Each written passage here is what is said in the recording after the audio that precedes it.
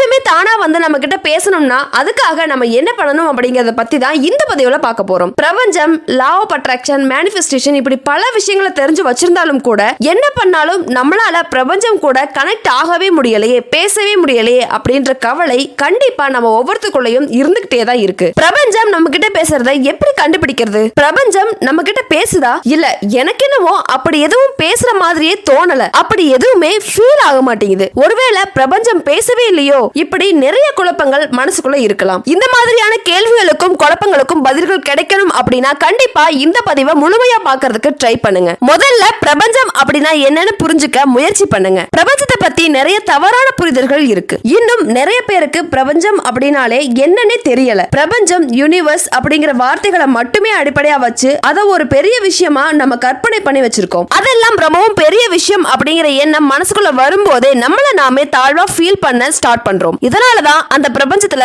நம்மளுக்கு எந்த ஒரு ஈடுபாடும் வர்றதே இல்ல. உதாரணத்துக்கு நம்ம ஊர்லயே ஒரு பெரிய ஆள் லைக் எம்எல்ஏ, கலெக்டர் அந்த மாதிரி ஒரு ஆபீசர் இருக்காருன்னு வச்சுக்கோங்க. நம்மளும் ஒரு சாதாரண மிடில் கிளாஸ் சேர்ந்த அறிமுகமே இல்லாத ஒரு மனுஷர். அப்படி இருக்கும்போது அவரு நார்மலா வந்து நம்ம கிட்ட பேசுவாரா? முக்கியமா தனியா பேசுவாரா? நம்ம நினைச்சா கலெக்டர் நம்ம கிட்ட வந்து பேசுவாரா? நம்ம கலெக்டரை பார்த்து பேசணும்னா ஏகப்பட்ட ஃபார்மாலிட்டிஸை ஃபாலோ பண்ண வேண்டி இருக்கும் அப்படின்னு தோணும். சோ இப்படி நம்ம ஒருத்தர் தொட முடியாத உயரத்துல தூக்கி வைக்கும் போது அவங்க நம்ம கிட்ட வந்து பேசுவாங்களா அப்படிங்கிற சந்தேகம் வர ஆரம்பிச்சிடும். இதனாலேயே நம்ம பேச தயங்குறோம். பிரபஞ்சம் கண்டிப்பா உயர்ந்த ஒரு பெரிய விஷயம் தான். ஆனா அதுக்குன்னு நம்ம கிட்ட பேசாம போயிடாது. பிரபஞ்சத்தோட வேலையே நம்ம கேட்கறத நிறைவேற்றுறது தான். நம்மளோட ஆசைகளை அது தேடும். நீங்க பெரிய அளவுல எனர்ஜியை வெளிப்படுத்தி அட்ராக்ட் பண்ண முயற்சி பண்றீங்க அப்படின்னா அது உங்களை ஃபோக்கஸ் பண்ணும். ஊருக்குள்ள பெரிய மனுஷன்னு சொல்றவங்க எல்லாருமே தானா வந்து உங்ககிட்ட பேச மாட்டாங்க. பட் பிரபஞ்சம் பேசும். நீங்க உலகத்தோட எந்த மூலையில இருந்தாலும் அது உங்ககிட்ட பேசும். பிரபஞ்சத்தை எப்பவுமே வெளியாளா பார்க்க கூடாது. பெரிய பெரிய மனுஷங்க உங்ககிட்ட பேசல அப்படின்னா அவங்க வேற ஆளுதான். ஆனா பிரபஞ்சம் வேற ஆளு கிடையாது. பிரபஞ்சம் எங்க இருக்குன்னு புரிஞ்சா அதை நீங்க வேற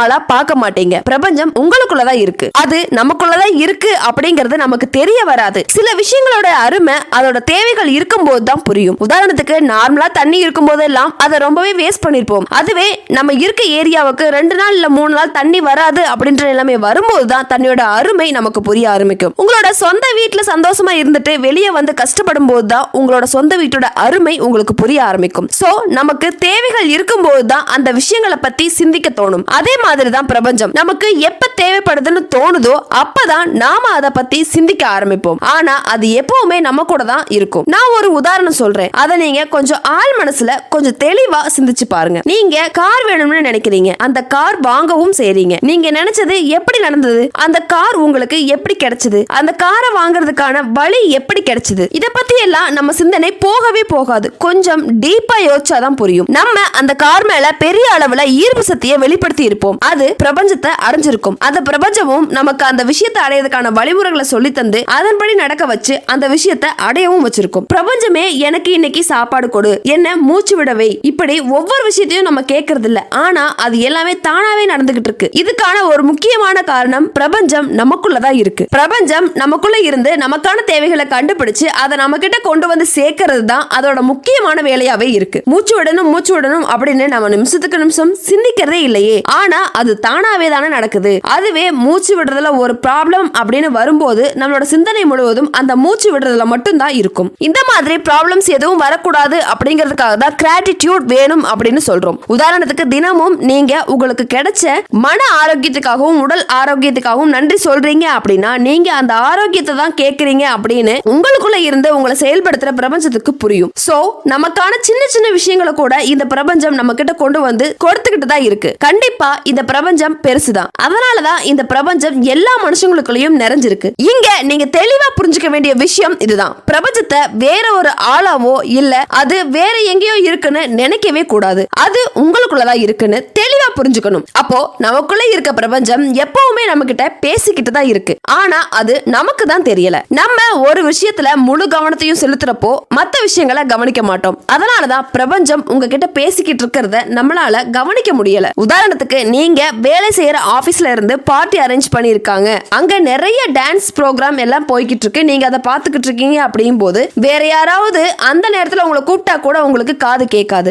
ஏன்னா உங்களோட கவனம் முழுக்க வேற ஒரு விஷயத்துலதான் இருக்கும். இதே மாதிரிதான் வாழ்க்கையில நம்ம பல விஷயங்களை நோக்கி ஓடிக்கிட்டே இருக்கோம். பணம் வேணும், வேலை வேணும், ரிச் ஆகணும், நல்ல ஸ்டேட்டஸ் ஐடியாஸ் வேணும் அப்படின்னு நிறைய விஷயங்களை நோக்கி தினமும் ஓடிக்கிட்டே இருக்கும், ரொம்பவும் பிஸியாவே இருக்கும். ஒரு அமைதியும் இல்ல, நிதானமும் இல்ல. எதுக்காக இப்படி ஓடணும்? ஒரே ஒரு நிமிஷம் நின்னு உங்க கூட நீங்க டைம் ஸ்பெண்ட் பண்ணிருக்கீங்களா? எப்பவும் உங்களை நீங்க பிஸியா வச்சுக்கிட்டு இருந்தீங்க அப்படின்னா பிரபஞ்சம் பேசுறது உங்களுக்கு கேட்காது, புரியவும் செய்யாது. உங்களுக்குள்ள பிரபஞ்சத்தோட சத்தம் கேட்டுக்கிட்டே தான் இருக்கு. ஆனா நீங்க அதை கேட்கறதுக்கு தான் எந்த ஒரு நேரத்தையும் ஒதுக்குறதே இல்ல. அது மேல நீங்க கவனமும் செலுத்துறது இல்ல. அப்போ பிரபஞ்சம் உங்ககிட்ட வந்து பேசணும் அப்படின்னு நீங்க நினைச்சீங்கன்னா அதுக்கு நீங்க உங்களை கொஞ்சம் ஃப்ரீ ஆக்கிக்கணும். பிரபஞ்சம் உங்ககிட்ட பேசணும் அப்படின்னா அதுக்கு அமைதியான நிலை வேணும். பிரபஞ்சத்துக்குன்னு இருக்கிற தனி மொழி அமைதிதான். பிரபஞ்சத்தோட அடையாளமும் அமைதிதான். சோ உங்களை நீங்களே கொஞ்ச நேரம் தனிமைப்படுத்திக்க முயற்சி பண்ணுங்க. இந்த தனிமையான அமைதி நிலையில நிறைய பிரச்சனைகளுக்கான தீர்வு கிடைக்கும். நிறைய கிரியேட்டிவான ஐடியாஸ் தோணும். இந்த அமைதி நிலையில தான் பிரபஞ்சம் நமக்கான தெளிவு கொடுக்கும். பிரபஞ்சம் நம்ம கிட்ட சில அறிகுறிகள் மூலமா தான் பேசும். நம்ம உள்ளுணர்வுகள், கனவுகள், திடீர் சிந்தனைகள், நம்ம கண்ணுக்கு முன்னாடி தெரியக்கூடிய முக்கியமான அறிகுறிகள், இப்படி சின்ன சின்ன விஷயங்கள் மூலமா தான் இந்த பிரபஞ்சம் நம்ம கிட்ட பேசும். இந்த உலகத்துல நம்ம பயன்படுத்திட்டு இருக்க நிறைய விஷயங்கள் கனவு மூலமா தான் வந்தது. உதாரணத்துக்கு நம்ம இப்ப விதவிதமா ட்ரெஸ் தைக்கிறதுக்கு பயன்படுத்துற மிஷின் கண்டுபிடிச்ச எலியாஸ்கோ இந்த மிஷினோட ஊசியையும் நூலையும் இணைச்சு எப்படி தையல் போடுறதுன்னு யோசிச்சுக்கிட்டே இருந்தாரு. அப்பதான் கனவுல அவரை சில பேர் சிறைப்பிடிச்சாங்க. அவங்க கையில வச்சிருந்த ஆயுதம் ஈட்டி. அந்த ஈட்டியோட முனையில ஒரு சின்ன ஓட்டை போடப்பட்டிருந்துச்சு. இப்போ நம்ம கையில இருக்கக்கூடிய, நம்ம பயன்படுத்தக்கூடிய தையல் மிஷின் ஊசியையும் முனையில ஓட்டை இருக்கிறதுக்கான ஒரு முக்கியமான காரணம் இந்த கனவு தான். அதே மாதிரிதான் நமக்கு தேவையான எல்லா தகவல்களையும் சர்ச் பண்ணி பார்க்கக்கூடிய கூகுள் இன்ஜினை கனவுல தான் லாரி பேஜ் கண்டுபிடிச்சாரு. இந்த மாதிரி நிறைய பொருட்கள் கண்டுபிடிச்சது, நிறைய நிறுவனங்கள் உருவாக்கப்பட்டது, ஏன் நிறைய பாடல்களுக்கான டியூன் அமைக்கப்பட்டது, இப்படி பல விஷயங்களை இந்த உலகத்துக்கு கொண்டு வந்தது கனவு மூலமா தான். நம்மள நிறைய பேர் இந்த கேள்விக்கு என்ன பதில் அப்படின்னு யோசிச்சுக்கிட்டே படுத்திருப்போம். திடீர்னு நைட்டு 2 மணிக்கு பாத்ரூம் போகும்போது அதுக்கான ஆன்சர் கிடைச்சிருக்கும். சோ நீங்க உங்ககிட்ட ஒரு கேள்வி கேட்டீங்க, அதாவது உங்களுக்குள்ள இருக்க பிரபஞ்சம் கிட்ட கேள்வி கேட்டீங்க, அதுக்கான பதில் உங்களுக்கு கொடுக்கப்பட்டுச்சு. நிறைய பேருக்கு பாத்ரூம்ல இருக்கும் போது தான் புது புது ஐடியாஸ் வரும். இப்பெல்லாம் பாத்ரூம் போறப்ப போனையும் கூடவே சேர்த்து எடுத்துக்கிட்டு போறோம். சோ இப்படி இருக்கும்போது பிரபஞ்சம் நம்ம கிட்ட பேசுறதுக்கான வாய்ப்புகள் குறையுது. சில பேருக்கு குளிக்கும் போது ஐடியாஸ் வரும். இப்பெல்லாம் குளிக்கிறதுக்கு சும்மா போறது இல்ல, பாத்ரூம் சிங்கர்ன்ற பேர்ல அமைதியா இல்லாம கத்தி பாட்டு பாடிக்கிட்டு ஆர்ப்பாட்டம் பண்ணிக்கிட்டு தான் குளிக்கிறோம். அப்படி இல்லையா, சவுண்டா பாட்டு வச்சுக்கிட்டு கேட்டுக்கிட்டே குளிச்சுக்கிட்டு இருக்கோம். அந்த நேரங்கள்ல வரக்கூடிய அமைதி உங்களுக்கான தெளிவுகளை கொடுக்கும். சோ இதெல்லாம் பிரபஞ்சம் பேசக்கூடிய வழிமுறைகள் தான். நீங்க உங்களுக்கான அமைதியான நேரத்தை ஒதுக்குனாலே போதும், பிரபஞ்சம் உங்ககிட்ட தான் பேசிக்கிட்டு இருக்குன்னு புரிய வரும். தினமும் பிரபஞ்சம் உங்ககிட்ட பேசிக்கிட்டே இருக்கு அப்படின்றதும் அது உங்களுக்கு தெரிய வரணும் அப்படின்னா இப்ப நான் சொல்லக்கூடிய இந்த விஷயத்தை தினமும் ஒரு 15 நிமிடம் ஃபாலோ பண்ணீங்க அப்படின்னா கண்டிப்பா பிரபஞ்சம் தானாயே வந்து உங்ககிட்ட பேசும். தினமும் காலையில 5 இல்ல 6 மணிக்கு எழுந்திருக்க முயற்சி பண்ணுங்க. இன்னும் அதிகாலை நேரமா 3ல இருந்து 4 மணிக்குள்ள என்னால எழுந்திருக்க முடியும் அப்படின்னா அது மிகவும் சிறந்த ஒரு விஷயம். எதுக்காக இவ்வளவு சீக்கிரத்துல எழுந்திருக்கணும் அப்படின்னு நீங்க கேட்டீங்கன்னா இந்த நேரத்துல தான் இந்த உலகமே அமைதியா இருக்கும். நம்மளை சுத்தி சத்தமே இல்லாத ஒரு நிலை இருக்கும். நம்மளை சுத்தி எப்பவுமே சத்தமா இருந்துச்சு அப்படின்னா நம்மளே நினைச்சாலும் நம்மளால அமைதியா இருக்க முடியாது. சோ இதனாலதான் காலையில நேரமா எழுந்து பிரஷ் ஆயிட்டு அமைதியான ரூம்ல உட்காந்து கண்களை மூடி நல்ல ஆழமா மூச்சை இழுத்து வெளியே விடுங்க. இந்த பயிற்சி பண்ணும்போது நீங்க மூச்சை உள்ள இழுக்கிறப்போ உங்களோட வயிறு வெளியே வரணும், மூச்சு வெளியே விடுறப்ப உங்களோட வயிறு உள்ள போகணும். அப்படியே கண்களை மூடி அமைதியா இருங்க. எந்த சத்தமும் இல்லாம மனசை அமைதியா வச்சுக்கோங்க. உங்களுக்கு வரக்கூடிய ஒவ்வொரு கெட்ட எண்ணங்களையும் துரத்த முயற்சி பண்ணுங்க. இந்த தியான முறை தான் பிரபஞ்சத்தை உங்ககிட்ட அணுக வைக்கிறதுக்கான சிறந்த வழியா இருக்கும். சுய விழிப்புணர்வை இந்த தியானம் அதிகப்படுத்தும். அமைதியான நிலைக்கு வந்ததுமே ஆழ் மனசுல இருந்து சில உள்ளுணர்வுகள் உண்டாகும். இதுதான் பிரபஞ்சத்தோட வார்த்தைகள். அந்த உள்ளுணர்வுகள் தான் உங்க பிரச்சனைக்கான தீர்வுகளா இருக்கும். அப்பப்போ இயற்கை கூட நெருக்கமாக முயற்சி பண்ணுங்க. இயற்கையிலே இருக்கக்கூடிய மரங்கள், செடிகள், பூக்கள், இப்படி எல்லாத்தையும் ரசிங்க. இந்த மாதிரி விஷயங்கள் தான் உங்களுக்கும் பிரபஞ்சத்துக்கும் இடையில இருக்கக்கூடிய நெருக்கத்தை அதிகப்படுத்தும். மலைகள், காடுகள், இந்த மாதிரி இருக்கக்கூடிய பகுதிகளுக்கெல்லாம் போகும்போது நம்மளே அறியாம நமக்குள்ள ஒரு அமைதியான நிலை உருவாகும். என்னதான் சத்தமா தண்ணி விழுகிற அருவியா இருந்தாலும் கூட அந்த இடத்துலயும் நமக்குள்ள ஒரு அமைதி உருவாகும். அதுதான் இயற்கையோட மேஜிக். இந்த விஷயம் தான் உங்களை பிரபஞ்சத்தோட ஈஸியா கனெக்ட் பண்ண போகுது. ஒரு டைரி எடுத்துக்கோங்க. அதுல உங்களுக்கு வரக்கூடிய கனவுகள், எண்ணங்கள், உங்களுக்கு தோன்றக்கூடிய அனுபவங்கள், இது எல்லாத்தையுமே எழுதி வைங்க. எல்லாத்தையுமே விழிப்புணர்வோட கண்காணிச்சுக்கிட்டே இருங்க. அங்க பல விஷயங்களுக்கான தீர்வுகள் கிடைக்கும். ஒரு நாளைக்கு நீங்க செலவிட போறது வெறும் 15 நிமிடம் மட்டும்தான். காலையில எந்திரிச்சு நீங்க உங்களுக்காக செலவிட போற அந்த 15 நிமிஷத்துல முதல் 5 நிமிஷத்துல கண்களை மூடி தியானம் பண்ணுங்க. மனசை இன்னும் அமைதியாக்குங்க. இப்போ கண்களை திறந்து மூச்சை நல்லா உள்ள இழுத்து வெளியே விடுங்க. இதுக்காகவே வச்சிருக்க ஒரு டைரியை எடுத்து அதுல உங்களுக்கு வந்த எண்ணங்களை எழுதுங்க. இதுல நீங்க நிலையா வச்சுக்க வேண்டிய எண்ணங்கள் என்ன அப்படின்றத எழுதுங்க. அடுத்ததா நீங்க எந்த எண்ணங்களை கைவிடணுமோ அந்த எண்ணங்களை ரெட் மார்க் பண்ணி எழுதி வைங்க. இப்படி 2வது 5 நிமிஷம் உங்களுக்கு வந்த கனவுகள், எண்ணங்கள், இது எல்லா எல்லாத்தையுமே எழுதி வைங்க. அதை முடிஞ்ச அளவுக்கு ரிவ்யூ பண்ண ட்ரை பண்ணுங்க. அடுத்ததா கடைசியான 5 நிமிஷம் இயற்கையை ரசிக்கணும். பார்க், பீச்னு இயற்கையோட வாக்கிங் போக ட்ரை பண்ணுங்க. அப்படியே போக முடியல அப்படின்னா வீட்லயே சில செடிகளை வளர்த்து அது கூட டைம் ஸ்பெண்ட் பண்ண ட்ரை பண்ணுங்க. அதுவும் முடியல அப்படின்ற நேரத்துல மட்டும் இயற்கையோடைய புகைப்படங்களை பார்த்து கொஞ்சம் டைம் ஸ்பெண்ட் பண்ண ட்ரை பண்ணுங்க. இயற்கை நம்மளை சுத்தி எல்லா இடங்களையுமே இருக்கு. சோ நம்ம நேர்ல போய் இயற்கையை ரசிக்கிறது தான் சிறந்தது. தினமும் நீங்க தொடர்ந்து இத 15 நிமிஷம் செய்யும் போது பிரபஞ்சம் உங்ககிட்ட பேசுறத நீங்க நல்லாவே உணர முடியும். இது இன்னும் எஃபெக்டிவா இருக்கணும் அப்படின்னு நீங்க நினைச்சீங்கன்னா தினமும் இத 2 தடவை செய்ய ட்ரை பண்ணுங்க. காலையில செஞ்ச உடனே நைட் தூங்குறதுக்கு முன்னாடியும் செய்யறதுக்கு ட்ரை பண்ணுங்க. இரவு நீங்க செய்யும் போது இந்த விஷயத்தை அப்படியே ரிவர்ஸ்ல செய்யணும். உதாரணத்துக்கு நைட் தூங்குறதுக்கு முன்னாடி இயற்கையை ஒரு 5 நிமிஷம் பார்த்து ரசிங்க. அடுத்த 5 நிமிஷம் உங்களுடைய எண்ணங்களை எழுதி வைங்க. கடைசி 5 நிமிஷம் கண்களை மூடி தியானம் பண்ணிட்டு அதே மனநிலையோட கண்களை மூடி தூங்க முயற்சி பண்ணுங்க. இதனால உங்களுக்கு கிடைக்கக்கூடிய பலன்கள் அதிகமாவே இருக்கும். உங்களுக்கு கனவுகள் கூட வரலாம். அதுல உங்க வாழ்க்கைக்கான சிறந்த வாய்ப்புகள் கூட கிடைக்கலாம். ஒரு நாளைக்கு 2 தடவை இதை செய்யறது ரொம்பவே சிறந்தது அப்படின்னு தான் நான் சொல்லுவேன். இல்லனா இத காலையில இல்ல நைட்ல ஏதாவது ஒரு டைம் செய்ய ட்ரை பண்ணுங்க. உங்க கூட பிரபஞ்சம் தானா வந்து பேசுறத முழுசா உணர்வீங்க. உங்களுடைய வாழ்க்கை முறையும் அழகானதாகவும் நிம்மதியானதாகவும் மாறும். இந்த வீடியோ பிடிச்சிருந்தா வீடியோவை லைக் பண்ணுங்க, ஷேர் பண்ணுங்க, மறக்காம சேனலை சப்ஸ்கிரைப் பண்ணுங்க. இந்த வீடியோ உங்களுக்கு யூஸ்ஃபுல்லா இருந்துச்சா இல்லையான்றத எனக்கு கமெண்ட் பாக்ஸ்ல சொல்லுங்க. And thank you for watching.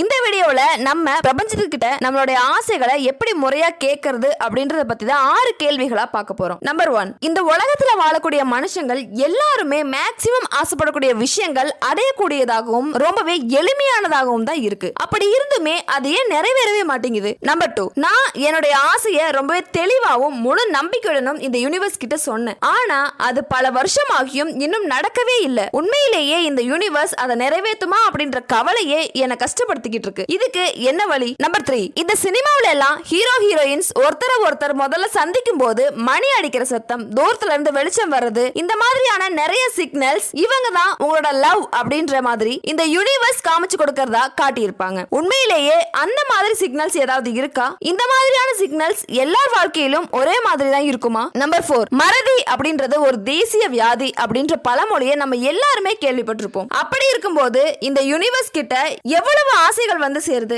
அப்போ இந்த யூனிவர்ஸும் கொஞ்சம் ஆசைகளை மறந்து போயிடுமோ? அதனாலதான் நம்ம ஆசை இன்னும் நிறைவேறவே இல்லையோ? நம்பர் 5, எத்தனையோ பேர் யூனிவர்ஸ் கிட்ட எதையோ கேட்டு நிறைவேற்றிக்கிட்டு போயிருக்காங்க. அப்படி இருக்கும்போது அவங்க ஆசைப்படுற விஷயத்தை அடைஞ்சதுக்கு அப்புறமா திரும்பவும் யூனிவர்ஸ் ஞாபகப்படுத்தி யூனிவர்ஸ் கிட்ட தனக்கு கிடைச்ச விஷயத்துக்காக நன்றி சொல்லியிருக்காங்களா? நம்பர் 6, என்னதான் இந்த யூனிவர்ஸ் மனுஷங்களோட ஆசைகளை நிறைவேற்றினாலும் ஏன் நிறைய பேரால இந்த உலகத்துல சந்தோஷமா இருக்கவே முடியல? கடைசியா பிரபஞ்சத்துடைய சில வார்த்தைகளையும் பார்க்க போறோம். இப்போ வீடியோக்குள்ள போயிடலாம். நம்பர் 1, இந்த உலகத்துல வாழக்கூடிய மனுஷங்கள் எல்லாருமே மேக்ஸிமம் ஆசைப்படக்கூடிய விஷயங்கள் அடையக்கூடியதாகவும் ரொம்பவும் எளிமையானதாகவும் தான் இருக்கு. அப்படி இருக்கும்போது அது ஏன் நிறைவேறவே மாட்டேங்குது? ஒரு உதாரணத்துக்கு, இப்ப நீங்க ஒரு பயிரை செழிப்பா வளரணும் அப்படின்னு நினைச்சீங்கன்னா அதுக்கான உரத்தையும் தண்ணீரையும் ஊத்துனா மட்டும்தான் நீங்க நினைச்ச மாதிரி அந்த பயிர் சிறப்பா வளரும். அதே மாதிரி தான் இந்த பிரபஞ்சமும். நீங்க எதை கேட்கறீங்களோ, எதை ஆசையா கொடுக்க விரும்புறீங்களோ அதே விஷயத்தை தான் இந்த பிரபஞ்சமும் உங்களுக்கு திருப்பி தரும். இதுவே நெகட்டிவா இருந்துச்சுன்னா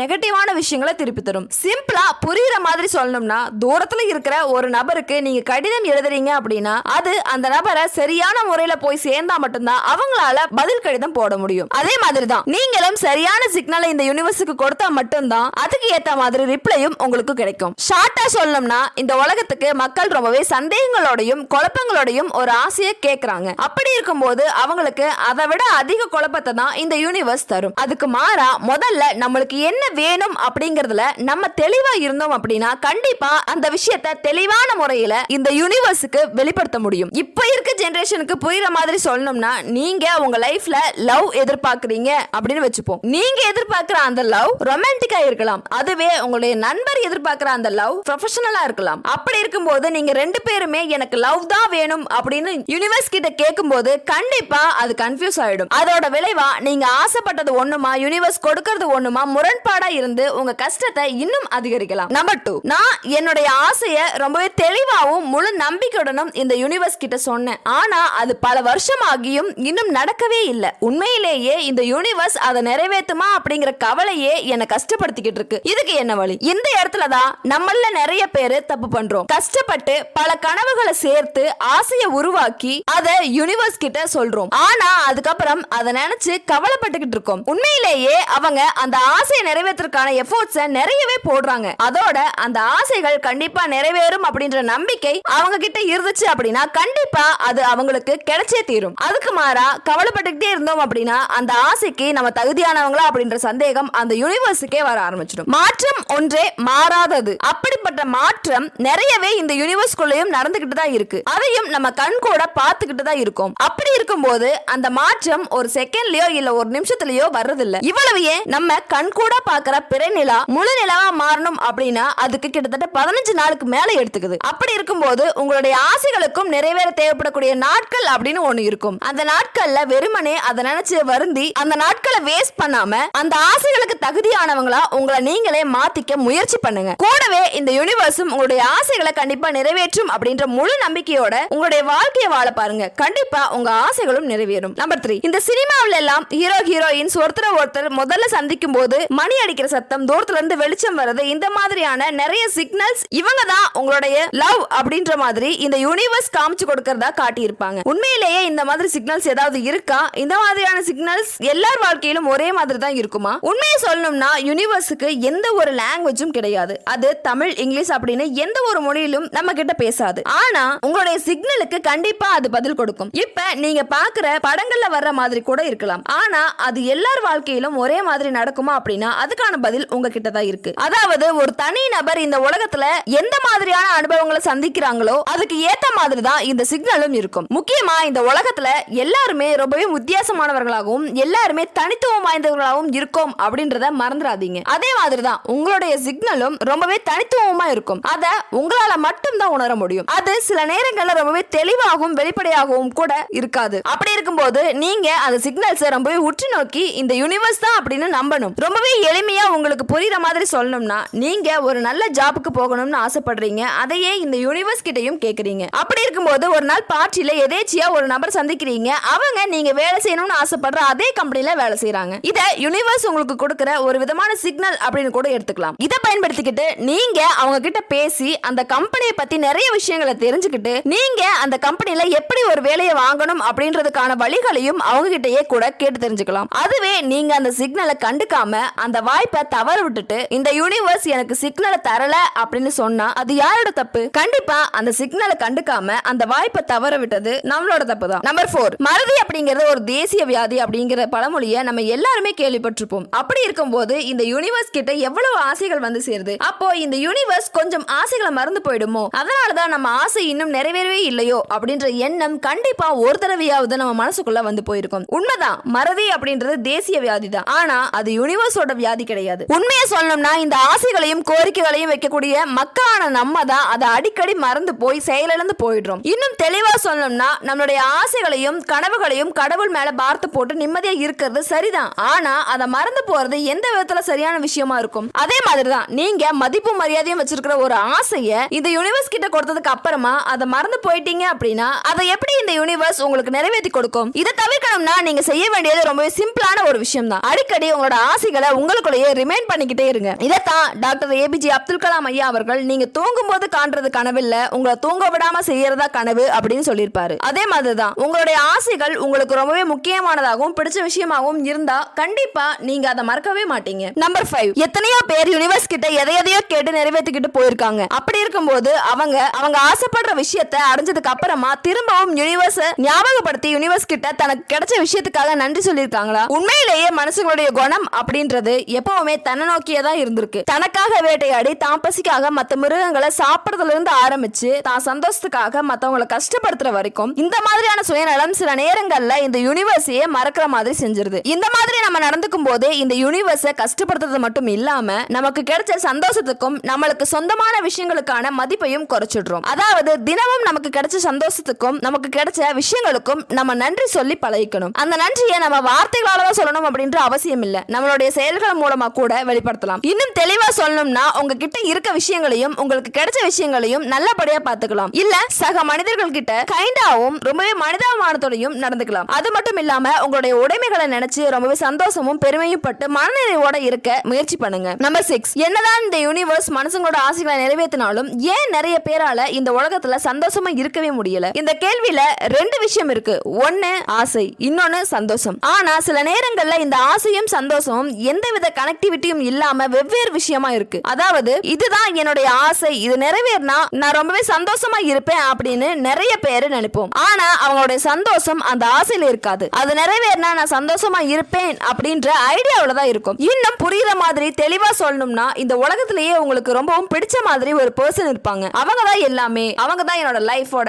பெஸ்ட் பார்ட் அப்படின்னு கூட நினைச்சுக்கிட்டு இருப்போம். ஆனா அவங்க ஒரு நாள் உங்களை விட்டு ரொம்ப தூரம் போயிடுவாங்க. நீங்களும் அவங்க அப்ப வருவாங்க இப்ப வருவாங்கன்னு வெயிட் பண்ணிக்கிட்டே இருப்பீங்க. ஆனா அப்படி ஒரு நாளே வராது. நீங்களே அந்த நாட்களுக்காக யோசிச்சு உங்களுக்குள்ள ஒரு மாயையை உருவாக்கிப்பீங்க. அதாவது அந்த பர்சன் நம்மளோட லைஃப்ல வந்தா நம்ம லைஃபே ரொம்ப சந்தோஷமா மாறிடும், நம்ம லைஃபே வேற லெவல்ல மாறிடும் அப்படின்ற மாயை தான் அது. ஆனா கொஞ்சம் ரீவைண்ட் பண்ணி பார்த்தோம் அப்படின்னா அவங்க இருந்தப்பவே நீங்க நிறைய சவால்களை சந்திச்சுக்கிட்டு தான் இருந்திருப்பீங்க. லைஃப்ல நிறைய கஷ்டங்களையும் ஃபேஸ் பண்ணிருப்பீங்க. ஆனா நீங்க அவங்கள பிரிஞ்ச சோகம் அவங்க மேல உங்களோட ஹாப்பினஸ் ஃபீல் பண்ண வச்சிடும். அது வெறும் மாயை மட்டும்தான். அதனாலதான் எப்பவுமே நம்மளுடைய ஆசைகளை சார்ந்துதான் நம்மளுடைய சந்தோஷங்கள் இருக்கணும் அப்படின்ற அவசியமே இல்ல. நம்பர் 7, பிரபஞ்சத்தின் வார்த்தைகள். இந்த உலகத்திலேயே பெரிய மிஸ்ட்ரி என்னன்னு தெரியுமா? மனுஷங்க வாழ்க்கைக்கான மீனிங்கை கண்டுபிடிக்கிறது தான். ஏன்னா மனுஷனோட வரலாற்றை எடுத்து பார்த்தோம்னா அதுல நிறைய மைல்ஸ்டோன்ஸ் இருக்கும். ஆதி வாழ்க்கையில இருந்து நாகரிக வளர்ச்சி அடைஞ்சது, சாதாரண மக்கள்ல இருந்து நிறைய தலைவர்கள் உருவானது, இந்த மாதிரியான பாசிட்டிவான விஷயங்களும், கடல் சீற்றம், நீர், நிலம், காற்று மாசுபாடுன்னு உயிர் கொடுத்த இந்த பூமியவே மனுஷங்க அழிச்சுக்கிட்டு வர்ற பரிணாமத்தையும் பார்த்துக்கிட்டும் இருக்கும். இது எல்லாமே ஒண்ணு தன்னோட வாழ்க்கைக்கான அர்த்தத்துக்கான புரிதலை முழுசா தெரிஞ்சுக்கிட்டு பண்ண விஷயமா இருக்கும், இல்ல அதை தப்பா புரிஞ்சுக்கிட்டு ஈடுபட்ட செயல்களுடைய விளைவா இருக்கும். இப்போ நீங்க இந்த வீடியோவை பார்த்துக்கிட்டு இருக்கிறதுக்கான காரணம் அண்ட் நீங்க யூனிவர்ஸ் கிட்ட கேட்கக்கூடிய ஒவ்வொரு கேள்வியும் கூட ஒரு தேடலா தான் இருக்கும். நம்ம ஏன் இந்த உலகத்துல பிறந்தோம், நம்மளோட பொறுப்பு என்ன, நம்மளோட வாழ்க்கைக்கான அர்த்தம் என்ன, இப்படிப்பட்ட கேள்விகளை நோக்கி தான் இருக்கும். இந்த தேடலை நீங்க வெளியிருந்து ஆரம்பிக்காம உங்களுக்குள்ள இருந்து ஸ்டார்ட் பண்ணுங்க. உங்களுடைய ஆள் மனசை புரிஞ்சுக்கிட்டு அதுக்கு தேவைப்படுற விஷயங்களை நீங்க கொடுத்தீங்க அப்படின்னா இந்த யூனிவர்ஸ் கிட்ட உங்களால ரொம்பவே எளிமையா கனெக்ட் ஆகி உங்களுடைய வாழ்க்கைக்கான அர்த்தத்தையும் கண்டுபிடிக்க முடியும். திரும்பவும் சொல்றேன், அந்த தேடலை உங்களுக்குள்ள இருந்து ஆரம்பிங்க. இந்த பிரபஞ்சம் நம்ம கிட்ட வந்து பேசணும்னா அதுக்கு நம்ம என்ன பண்ணணும், நம்ம ஆசைப்பட்டதை அடையணும்னா ஈர்ப்பு விதியோட ரகசியத்தை தெரிஞ்சுக்கணும். பிரம்ம முகூர்த்தத்துல எழுந்திக்கனால நமக்கு கிடைக்கக்கூடிய பெனிஃபிட்ஸ் என்னென்ன, நம்மளுடைய கோலை அச்சீவ் பண்ணணும் அப்படின்னா இந்த பிரபஞ்சத்துடைய ஆற்றல் நம்மளுக்கு எவ்வளவு முக்கியமானது, அதுக்கான வாட்டர் மேனிஃபெஸ்டேஷன் என்ன, நம்ம நினைக்கிறதெல்லாம் நிறைவேற்றக்கூடிய ஹோப்பனோபோனோ டெக்னிக் எப்படி பண்றது அப்படின்றத பத்தி நிறைய வீடியோஸ் போட்டிருக்கேன், அதையும் பாருங்க. இந்த வீடியோ பிடிச்சிருந்த வீடியோவை லைக் பண்ணுங்க, ஷேர் பண்ணுங்க, மறக்காம சேனலை சப்ஸ்கிரைப் பண்ணுங்க. அண்ட் தேங்க்யூ ஃபார் வாட்சிங். இன்னைக்கு நம்ம எதை பத்தி பார்க்க போறோம் அப்படின்னா ஏஞ்சல் நம்பர்ஸ் பத்தி தான் பார்க்க போறோம். ஒரு சில நம்பர்ஸை நம்ம அடிக்கடி பார்த்துக்கிட்டே இருப்போம். எங்க போனாலும் அந்த நம்பர்ஸ் நம்ம கண்ணு முன்னாடி வந்துகிட்டே இருக்கும். லைசன்ஸ், அட்ரஸ் பார்க்கும்போது, போன் நம்பர் கேட்கும்போது, டைம் பார்க்கும்போது, இப்படி நிறைய இடங்கள்ல ஒரே நம்பர் நம்மள திரும்ப திரும்ப துரத்திக்கிட்டு வர மாதிரி இருக்கும். ஏன் இந்த நம்பர்ஸ் நம்ம கண்ணில் படுது? ஏஞ்சல் நம்பர்ஸ்னா என்ன? ஏஞ்சல்ஸ் எல்லாம் யாரு? ஒவ்வொரு ஏஞ்சல்ஸுக்கும் தனித்தனியா ஒவ்வொரு நம்பர் இருக்குமா? அப்படி அந்த நம்பர்ஸ் எல்லாத்துக்குமே அர்த்தங்கள் இருக்கா? இப்படி உங்களுடைய எல்லா கேள்விகளுக்கும் பதில் தெரிஞ்சு இந்த பதிவை முழுமையா பாருங்க. முதல்ல ஏஞ்சல்ஸ்னா யாரு அப்படின்றத தெரிஞ்சுப்போம். சில சமயங்கள்ல ஏஞ்சல்ஸ் அப்படினாலே நம்மளுக்கு அதிசயமான ஒண்ணா இருக்கும். ஏஞ்சல்ஸ் அப்படின்னா அவங்கள தூய்மையான ஆன்மாவா இல்ல நம்மள சுத்தி இருக்கக்கூடிய எனர்ஜியா அப்படின்னு கேட்டீங்கன்னா அதுதான் உண்மை. ஏஞ்சல்ஸ் எல்லாருமே நமக்காக உதவி செய்ய வந்தவங்க, தூய்மையான ஆன்மாக்கள், நம்முடைய நண்பர்கள் அப்படின்னு சொல்லப்படுது. ஏஞ்சல்ஸ் அப்படின்ற கிரேக்க வார்த்தைக்கு தூதுவர்கள் அப்படின்ற அர்த்தமும் இருக்கு. சோ ஏஞ்சல்ஸ் கடவுள் கிட்ட இருந்தோ இல்ல யூனிவர்ஸ் கிட்ட இருந்தோ அனுப்பப்பட்ட தூதுவர்களாக தான் பாக்குறாங்க. மனுஷங்களை விட ஏஞ்சல்ஸ் நிறைய சக்திகளையும் நிறைய ஆசீர்வாதங்களையும் பெற்றிருப்பாங்க. கடவுளையும் யூனிவர்ஸையும் அது கூட நம்மளையும் இணைக்கக்கூடியவங்க தான் இந்த ஏஞ்சல்ஸ். நம்மளால அவங்கள பார்க்க முடியாது, ஆனா அவங்க இந்த உலகத்துல தான் இருக்கிறாங்க அப்படின்றத நம்மளால உணர முடியும் அப்படின்னு சொல்லப்படுது. நம்மளுக்கு ஒரு தேவை ஏற்படும் போது நம்மளுடைய காரணங்களால நம்மளை சூழ்ந்து நம்மளுடைய மனசுக்கு அமைதியை கொடுப்பாங்க. எப்படிப்பட்ட சூழ்நிலையா இருந்தாலும் அவங்க நம்மளுக்கு துணையா இருப்பாங்க. நம்முடைய அப்பா, அம்மா, தாத்தா, பாட்டி அப்படின்னு எப்படி நம்மளை பாதுகாக்கிறதுக்கு நிறைய பேர் இருக்க மாதிரி நம்மள பாதுகாக்கிறதுக்கு கார்டியன் ஏஞ்சல்ஸ் அப்படின்னு இருப்பாங்க. நம்மள பாதுகாக்கக்கூடிய கார்டியன் ஏஞ்சல்ஸ் 2 பேர்னு சொல்லலாம். சொல்லப்படுது. நம்மளோட பிரச்சனைகள்ல இருந்து பாதுகாத்து சரியான முறையில வழிநடத்தி எல்லா பிரச்சனைகளுக்கும் தீர்வு காண வைக்கிறது தான் அவங்களுடைய வேலை அப்படின்னு சொல்லப்படுது. ஏஞ்சல் நம்பர்ஸ் எல்லாமே ஒரு தனித்துவமான குறிப்புகள். இது எல்லாமே நம்மளை பாதுகாக்கிறதுக்கு ஏஞ்சல்ஸ் கிட்ட இருந்து வரக்கூடிய தகவல்கள், நம்மளுக்கு வழிகாட்டுறதுக்காகவும் நமக்கு ரொம்ப சப்போர்ட்டிவா இருக்கிறதுக்காகவும் நம்மளுக்கு அன்பு கொடுக்கிறதுக்காகவும் இந்த ஏஞ்சல் எண்கள் மூலமா நம்மளுக்கு தகவல் அனுப்புவாங்க ஏஞ்சல்ஸ். ஏன் இவங்க எண்கள் மூலமா பேசுறாங்க, நேரடியாவே வார்த்தைகள் மூலமா பேசிடலாமே அப்படிங்கிறதுக்கும் ஒரு விளக்கம் கொடுக்கப்பட்டிருக்கு. அது என்னன்னா, ஏஞ்சல்ஸ்க்குன்னு தனிப்பட்ட ஒரு மொழி இருக்கு. ஏஞ்சல்ஸ் எப்பவுமே எனோஷியன் அப்படின்ற ஒரு மொழியில தான் பேசுவாங்க. அந்த மொழிய மனுஷங்களான நம்மளால புரிஞ்சுக்க முடியாது. சோ அதனாலதான் இந்த மாதிரி நம்பர்ஸை வச்சு கோடு யூஸ் பண்ணி நமக்கு தகவல்களை அனுப்புறாங்க. ஒவ்வொரு நம்பர்ஸும் ஒரு தனிப்பட்ட வைப்ரேஷன் எடுத்துட்டு வரும். அதோட ஆழமான அர்த்தத்தை புரிஞ்சுக்கும் போதுதான் நம்மளால ஞானத்தையும் ஆதரவையும் உணர முடியும். பொதுவாவே நம்ம யூஸ் பண்ணக்கூடிய smart watch and mobile phones இதுல எல்லாமே 1111 அப்படின்ற எண்களை அடிக்கடி பார்த்துக்கிட்டு இருப்போம். இத நிறைய பேர் எக்ஸ்பீரியன்ஸ் பண்ணிருப்போம். ஆனா இத ஒரு கோஇன்சிடென்ட் அப்படின்னு தான் பாப்போமே தவிர இது நம்மளுடைய கவனத்தை ஈர்க்கிறதுக்காக பிரபஞ்சத்தால அனுப்பப்பட்டதுன்னு யோசிச்சு கூட பார்த்திருக்க மாட்டோம். நம்ம வாழ்க்கையில முக்கியமான தருணங்கள்ல இந்த ஏஞ்சல் நம்பர்ஸ் அதிகமா பார்க்க முடியும். எப்பெல்லாம் நமக்கு உதவி தேவைப்படுதோ, வழிகாட்டுதல் தேவைப்படுதோ, எப்பெல்லாம் நம்ம சவால்களை சமாளிச்சுட்டு இருக்கோமோ அப்பெல்லாம் நம்ம கண்ணுக்கு முன்னாடி ஏஞ்சல் நம்பர்ஸ் தென்படும். அதை வச்சு நம்மளுக்கு யாரோ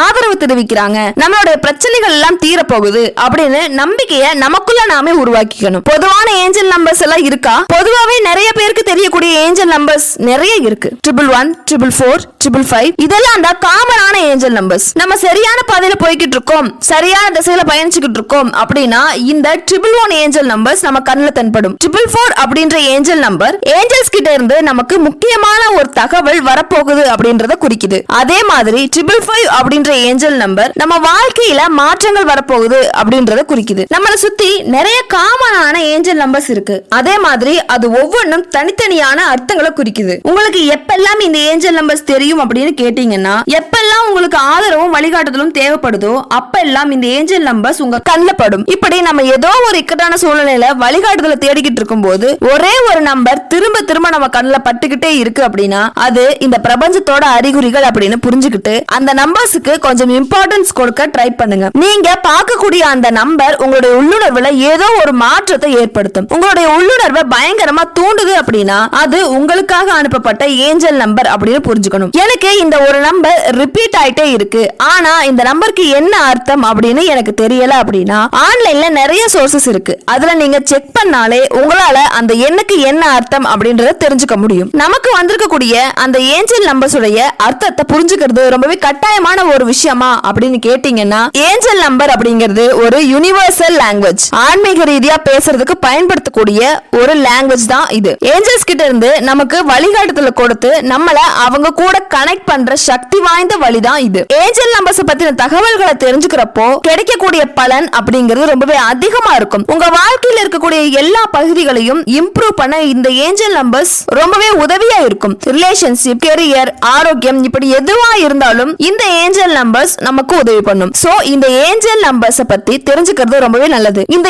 ஏஞ்சல் நம்பர்ஸ் பத்தி நிறைய புத்தகங்கள் அவைலபிளா இருக்கு. அங்க ஏஞ்சல் நம்பர்ஸ் பத்தி நிறைய தகவல்களை படிக்க முடியும். அதை எப்படி கண்டுபிடிக்கிறது? இந்த கேள்விக்கான பதிலுக்கு 2 வழிமுறைகள் இருக்கு. அது என்னன்னா, முதல் வழி உங்களுடைய டேட் ஆஃப் பர்த் மூலமா உங்களுடைய சொந்த ஏஞ்சல் நம்பர் என்ன அப்படின்றத கண்டுபிடிக்கிறது. முதல்ல உங்களுடைய டேட் ஆஃப் பர்த் எழுதிக்கோங்க. முதல்ல டேட், அப்புறம் மந்த், அப்புறம் இயர். இந்த ஃபார்மேட்ல எழுதிக்கோங்க. அது எல்லாத்தையும் ஆட் பண்ணி வர டோட்டலை தனித்தனியா ஆட் பண்ணும்போது உங்களுடைய ஏஞ்சல் நம்பர் கிடைச்சிடும். உதாரணத்துக்கு 2/4/2019 இதுதான் நீங்க பிறந்த தேதி அப்படின்னா இத ஆட் பண்ணணும். 0 கூட்டல் 2 கூட்டல் 0 கூட்டல் 4 கூட்டல் 2 கூட்டல் 0 கூட்டல் 1 கூட்டல் 9 இப்படி ஆட் பண்ணீங்கன்னா கிடைக்கக்கூடிய ஆன்சர் 18. இப்படி தனித்தனியா ஆட் பண்ணா மொத்தமா 18 அப்படின்ற ஆன்சர் கிடைக்கும். இந்த 18 1 + 8 அப்படின்னு ஆட் பண்ணீங்க அப்படின்னா 9 அப்படிங்கிற நம்பர் கிடைக்கும். இதுதான் உங்களுடைய ஏஞ்சல் நம்பர். இந்த 9 சம்பந்தப்பட்ட நம்பர்ஸ் அடிக்கடி பாக்குறீங்க அப்படின்னா உங்களுக்கு ஏஞ்சல்ஸ் தகவல் அனுப்பி இருக்காங்க அப்படின்னு அர்த்தம். இரண்டாவது வழி உங்க பேர் மூலமா கண்டுபிடிக்கிறது. இதுக்கும்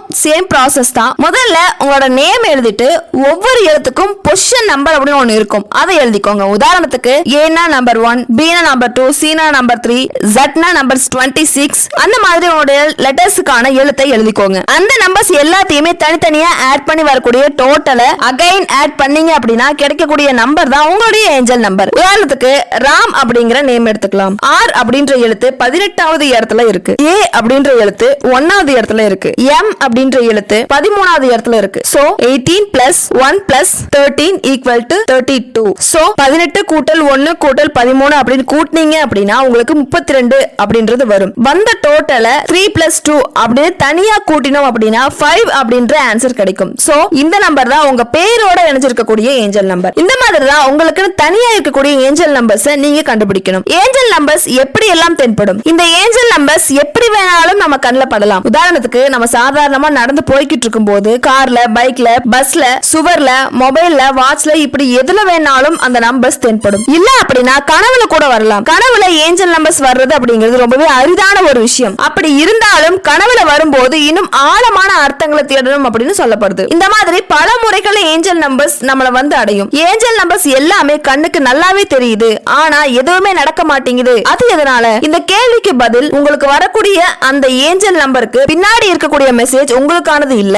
உங்க வாழ்க்கையில இருக்கக்கூடிய வேறு யாரோ ஒருத்தருக்கானது. அதனாலதான் உங்களுக்கு எதுவுமே நடக்கல. உதாரணத்துக்கு நீங்க ரிப்பீட்டா 111 அப்படிங்கிற ஏஞ்சல் நம்பர் பாத்துக்கிட்டே இருக்கீங்க அப்படின்னா அதே நேரத்துல உங்களுடைய க்ளோஸ் ஃப்ரெண்ட் அவங்களோட வாழ்க்கையில ரொம்பவே கஷ்டமான சூழ்நிலைகளை எதிர்கொண்டு இருக்காங்க அப்படின்னா ஏஞ்சல்ஸ் உங்களுக்கு இந்த நம்பர் மூலமா மெசேஜ் அனுப்பி உங்களுடைய நண்பருக்கு ஹெல்ப் பண்ண பாக்குறாங்க அப்படின்னு அர்த்தம். இந்த மாதிரி டைம்ல நீங்க தான் உங்க ஃப்ரெண்டுக்கு மெசேஞ்சர். எதுவுமே நடக்கல அப்படின்னாலும் கூட நீங்க அந்த வாழ்க்கைக்கு ஒரு முக்கியமான ரோலை பிளே பண்ணிக்கிட்டு இருக்கீங்க அப்படின்னு அர்த்தம். இன்னொரு விஷயம் என்னன்னா நீங்க உங்களுக்கு வரக்கூடிய அந்த மெசேஜ ரிசீவ் பண்ண தயாரா இல்ல அப்படின்னு அர்த்தம். அதுவும் இல்ல அப்படின்னா நீங்க அந்த மெசேஜ ரிசீவ் பண்ணாலும் கூட அதை சரியான முறையில பயன்படுத்திக்க முடியல, அதுக்கான கெப்பாசிட்டி உங்ககிட்ட இல்ல அப்படிங்கிறது கூட காரணமா இருக்கலாம். அதாவது உங்களுக்கு வரக்கூடிய மெசேஜுக்கு தகுந்த மாதிரி அதுக்கு ஈக்குவலான சேம் எனர்ஜி லெவல்ல நீங்க ரிசீவ் பண்ணணும். அதுக்கான கெப்பாசிட்டி உங்களுக்கு இல்லாத போது ஏஞ்சல் நம்பர்ஸ் உங்ககிட்ட வரும், ஆனா அதனால எந்த ஒரு மாற்றமும் இருக்காது. ஒரு ரேடியோ ஸ்டேஷன்ல வரக்கூடிய தகவலை கேட்கறதுக்காக ரொம்பவே ட்ரை பண்ணிக்கிட்டு இருக்கீங்க, ஆனா சிக்னல் ரொம்பவே வீக்கா இருக்கு அப்படின்னா உங்களால எதையுமே கேட்க முடியாது.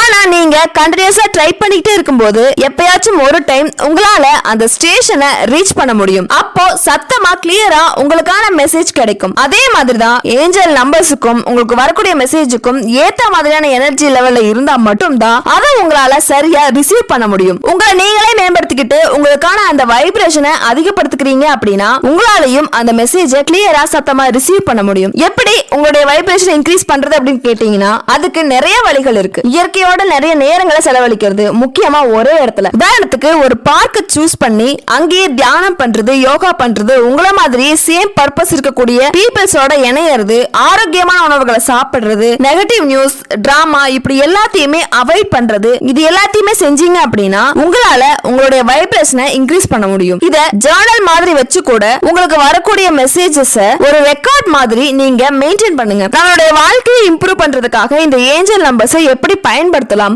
ஏஞ்சல் நம்பர்ஸ் எல்லாத்தையும் பயன்படுத்தி என்னோட வாழ்க்கையை நான் முன்னெடுத்துட்டு போகணும் அப்படின்னு நினைச்சீங்கன்னா அதுக்கான சில டிப்ஸ் இருக்கு. எப்பெல்லாம் உங்களுக்கு ஏஞ்சல் நம்பர்ஸ் தென்படுதோ அப்பெல்லாம் அதை நோட் பண்ணுங்க. இதன் மூலமா உங்களால ஏஞ்சல்ஸ் அனுப்பக்கூடிய தகவல்களை ட்ராக் பண்ண முடியும். அடுத்ததா அந்த ஏஞ்சல் நம்பர்ஸ்க்கான உண்மையான அர்த்தம் என்ன அப்படின்றத தேடணும். அந்த ஏஞ்சல் நம்பர்ஸ் உடைய உண்மையான அர்த்தம் என்ன, அது உங்க வாழ்க்கையில எப்படி அப்ளை ஆகுது, அது எந்த மாதிரியான தாக்கத்தை ஏற்படுத்துது, இப்படி எல்லாத்தையுமே புரிஞ்சுக்கணும். உங்களுக்கு உங்க வாழ்க்கையில எந்த மாதிரியான கைடன்ஸ் கிடைச்சதோ அது மாதிரி உங்க வாழ்க்கையில மாற்றங்களை ஏற்படுத்திக்கணும். உங்க வாழ்க்கையில நீங்க மாற்றத்தை ஏற்படுத்தி ஆகணும் அப்படின்னு இந்த ஏஞ்சல் நம்பர்ஸ் சொன்னா அது உங்களுக்கு நல்லதுக்கான விஷயம் அப்படின்னு புரிஞ்சுக்கிட்டு அதை செயல்படுத்த முயற்சி பண்ணுங்க. ஏஞ்சல் நம்பர்ஸ் ஒரு அறிகுறியா காட்ட சொல்லி கேட்க முடியுமா? மெசேஜஸ் நார்மலா ஏஞ்சல் நம்பர்ஸ் மூலமா தானா வராம நம்மளே அந்த மாதிரி மெசேஜ வர வைக்கணும். அதுக்கு நமக்கு எந்த மாதிரியான மெசேஜ் கைடன்ஸ் எல்லாம் தேவைப்படுதோ அது எல்லாத்தையுமே தெளிவா கேட்கணும். எப்ப அந்த அறிகுறி உங்களுக்கு வரணும்னு விரும்புறீங்க, எந்த நேரத்துக்கு வரணும் அப்படின்றத தெளிவா யூனிவர்ஸ் கிட்ட கேட்கணும். அந்த அறிகுறிகள் உங்களுக்கு வர்றதுக்காக காத்திருக்கணும். அந்த ஏஞ்சல் நம்பர்ஸ் உங்க உங்க கண்ணுல தென்பட்டதுமே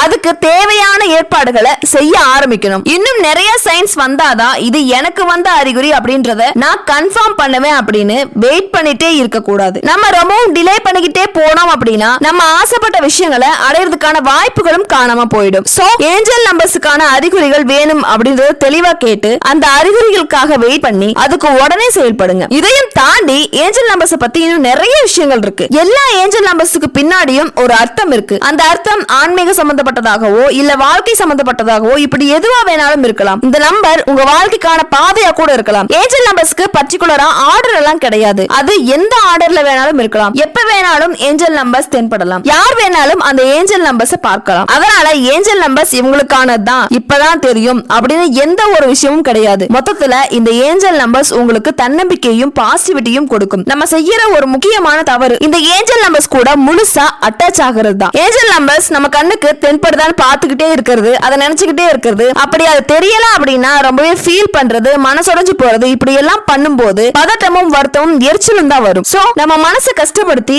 நம்மள மொத்தமா நெகட்டிவா மாத்துற மாதிரி ஏஞ்சல் நம்பர்ஸை மொத்தமா டிபெண்ட் பண்ணி இருக்க கூடாது. எப்பவுமே ஏஞ்சல் நம்பர்ஸ் கண்ணுக்கு தெரியல அப்படின்னா டிஸ்கரேஜ்டா ஃபீல் பண்ணாதீங்க. சோ ஏஞ்சல் நம்பர்ஸ் உங்களுக்கு ஹெல்ப் பண்றதுக்கு, உங்களை கேர் பண்றதுக்காக தான் உங்க லைஃப்ல வருது. சோ இப்பவே உங்களுக்கு இந்த ஏஞ்சல் நம்பர்ஸ் தெரியணும் அப்படிங்கிறதுக்காக ரொம்பவே ஸ்ட்ரெயின் பண்ணிக்க கூடாது. 3:33 அலாரம் வச்சு எந்திரிச்சு வற்புறுத்தி ஏஞ்சல் நம்பரை பார்க்க கூடாது. ஏஞ்சல்ஸ் எல்லாம் எப்போ உங்களுக்கு தகவல் அனுப்பணும், எப்போ உங்களோட ஏஞ்சல் நம்பரை பார்க்க வைக்கணும் அப்படின்னு நினைக்கிறாங்களோ அப்பதான் உங்களால அந்த நம்பரை பார்க்க முடியும். நிறைய மக்கள் சமூக வலைதளங்கள்ல தனக்கு இந்த ஏஞ்சல் நம்பர்ஸ் நிறைய தென்பட்டதாகவும் தனக்கு நிறைய கைடன்ஸும் ஆதரவும் கிடைச்சதாகவும் சொல்லியிருக்காங்க. சோ இந்த நம்பர்ஸ் தானாவே கண்ணுக்கு தெரியும் போது அதை தவிர்க்காம அதற்கான அர்த்தத்தை தேடணும் அப்படின்னு நிறைய எக்ஸ்பர்ட் சொல்லியிருக்காங்க. இந்த மாதிரி உங்களுக்கும் ஏதாவது ஒரு நம்பர் அடிக்கடி தெரியுது அப்படின்னாலும் இல்ல இதுக்கு முன்னாடி தெரிஞ்சிருக்கு அப்படின்னாலும் அதை கமெண்ட் பாக்ஸ்ல சொல்லுங்க. அதே மாதிரி இந்த வீடியோ உங்களுக்கு பிடிச்சிருந்தது அப்படின்னா இந்த வீடியோக்கு ஒரு லைக் பண்ணிட்டு இந்த வீடியோவை உங்களுடைய ஃப்ரெண்ட்ஸ் அண்ட் ஃபேமிலிக்கும் ஷேர் பண்ணுங்க. அண்ட் தேங்க்யூ ஃபார் வாட்சிங்.